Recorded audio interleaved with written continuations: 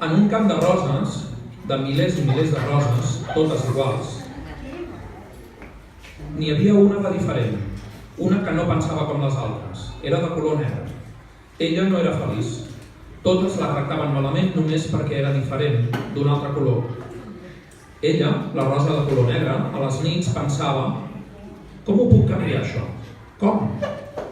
I així van passar minuts, hores, dies, setmanes, mesos, anys, fins que un bon dia, concretament el dia de Sant Jordi de l'any 2019, les va recollir un pagès, una per una. Ella pensava que no voldrien agafar-la a ella, però quan el pagès la va veure, va quedar ben sorprès. Era negra. Li va encantar i li va dir que per ell era molt bonica, molt més que totes les altres, i se la van portar a casa. Ell vivia sol i ja era una mica vellet. Al cap d'uns anys, ell va morir, i quan ell morí, ella es pensia. Pensia-se.